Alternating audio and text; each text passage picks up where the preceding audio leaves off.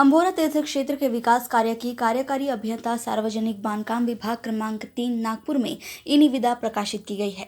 इसमें 3 ठेकेदार Aditya construction company जेवी नागपुर, शक्ति सुपर जेवी नागपुर और Shubham EPC private limited Pune सहभागी है। इस टेंडर में शक्ति सुपर ने जॉइंट वेंचर में टेंडर डाला है।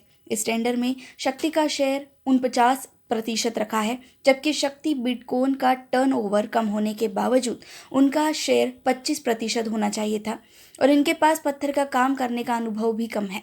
इस कारण शक्ति सुपर जेवी नागपुर अपात्र है। फिर भी टेंडर में धांधली कर काम शक्ति सुपर जेवी नागपुर को देने का विभाग द्वारा प्रयास शुरू है। इसमें भ्रष्टाचार होने की आशंका जताई जा रही है। अब अंबोरा तीर्थ क्षेत्र के विकास कार्य की ई निविदा कार्यकारी अभियंता सार्वजनिक बांधकाम विभाग क्रमांक 3 नागपुर में प्रकाशित की गई है। सार्वजनिक बांधकाम विभाग 3 के कार्यकारी अभियंता वैशाली गोडबोले के मार्गदर्शन में अंतर्गत ई निविदा में 110 करोड़ का टेंडर मैनेज होने की आशंका जताई जा रही है और कुछ लोगों के पास ई टेंडर में गलत जानकारी देने की भी आशंका है। नागपुर से राजेंद्र पाठक की रिपोर्ट।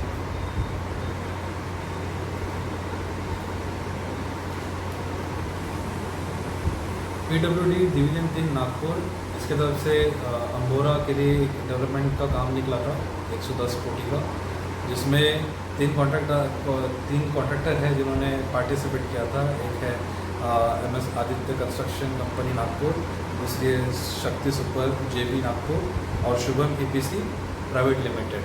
तो इसमें से जो 2 कंपनियां हैं, पहला जो है शक्ति सुपर जेवी, ये लोग बोलो।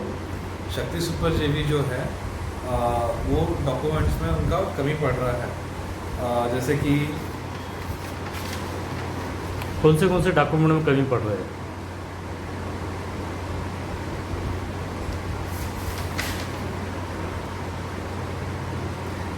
ये टेंडर में जो रिक्वायरमेंट है 130 क्यूबिक मीटर का स्टोन वर्क का, तो इन्होंने जो चंद्रपुर का डिवीजन 2 का जो वर्क डन सर्टिफिकेट लगाया है, उसमें इन्होंने जो रिक्वायरमेंट है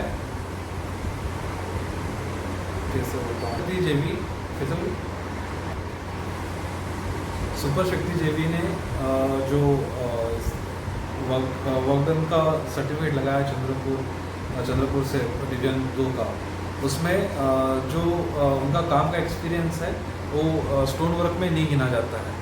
जब उनके जो वर्क डन में लिखा है ये कैटलिंग वर्क है करके।